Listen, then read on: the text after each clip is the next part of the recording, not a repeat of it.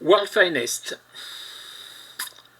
Alors, comme je le disais, j'étais très très curieux de le lire parce que c'est ce que beaucoup de gens dans le YouTube Comics Game, comme j'aime l'appeler, recommandaient sur le mois de janvier. C'était le truc à lire. Je l'ai lu, c'est vraiment bien, c'est vraiment sympa. Est-ce que c'est exceptionnel au niveau de ce qu'ont pu dire tout le monde? Je suis pas sûr. J'ai passé un très bon moment à la lecture, c'est hyper agréable. Mais c'est juste Superman et Batman ensemble qui combattent un ennemi, quoi. C'est très bien écrit, c'est très bien dessiné. Euh, ouais, je me suis limite un peu ennuyé quand même. C'est voilà. J'ai adoré. Alors par contre, j'ai adoré le dernier épisode. Alors en gros, spoiler alerte, hein, passez la fin de la vidéo si vous voulez pas savoir ce qui se passe.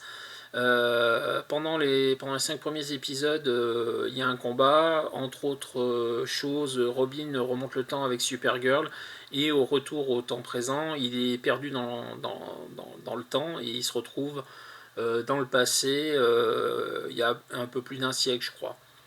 Et le sixième épisode, eh ben, ils vont le chercher là où il est, ce qui est super intéressant puisque pour le coup, ça présente Superman et Batman dans un décalage temporel hyper intéressant. Autant j'ai pas trouvé le début exceptionnel, autant cet épisode-là en histoire stand-alone, on va dire, puisque ça couvre qu'un seul des 6 épisodes, c'était vraiment super intéressant. Voilà, c'est du Mark Waid, donc c'est comme toujours très bien écrit. Le dessinateur est très bien. C'est juste que du Superman et du Batman, j'en ai tellement mangé et je trouve ça tellement peu intéressant en fait que même des bonnes histoires comme ça je les trouve au final assez fades, quoi. Je prendrai le deuxième album parce que encore une fois, c'est vraiment bien. C'est vraiment bien, mais exceptionnel, non. Ouais. Si je devais mettre une note, on sera à 12-13, quoi. Et au vu de ce que les gens en disaient quand ils en parlaient sur le retour au mois de janvier, je m'attendais plus à un 17-18, quoi. Alors, encore une fois, est-ce que c'est mon dégoût pour Superman et Batman? Est-ce que j'ai vu trop ces personnages-là? Je sais pas. Je sais pas. Alors par contre, ça présente l'avantage d'être une histoire où vous n'avez pas besoin d'avoir lu quoi que ce soit d'autre de Superman ou de Batman. Clairement. Tout est là. Tout au plus,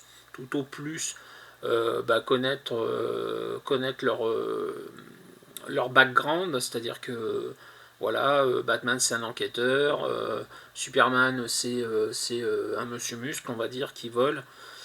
Voilà, et vous avez tout ce qu'il faut pour pouvoir apprécier l'histoire. Bien, mais pas exceptionnel, voilà. Et je crois que ouais, donc, le deuxième tome doit sortir au mois de juin, donc je le prendrai sûrement.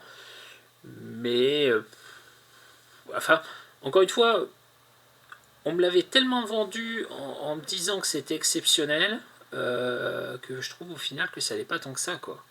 C'est pas mauvais, c'est même très bien, ça a plus que la moyenne pour moi, mais pas beaucoup plus, quoi. Donc, écoutez, lisez-le, faites-vous votre idée. Moi, j'ai aucun souci avec le fait que les gens apprécient l'histoire. C'est juste que quand on me dit ouais, c'est exceptionnel, non, non, c'est du déjà vu et revu. C'est encore une fois très bien écrit. Et puis après, on va être très honnête, hein, on en arrive à un stade au niveau de tout ce que j'ai lu dans les comics que ça devient très très rare de réussir à me surprendre. Et donc, quand déjà j'ai une histoire bien écrite et bien dessinée, je suis quand même assez content. Parce que c'est pas le cas tout le temps, loin de là. Ouais, voilà quoi. Voilà. Un peu plus que la moyenne, mais pas beaucoup plus. Exceptionnel, non. Bien. Juste bien. Voilà. A tout de suite pour la suite.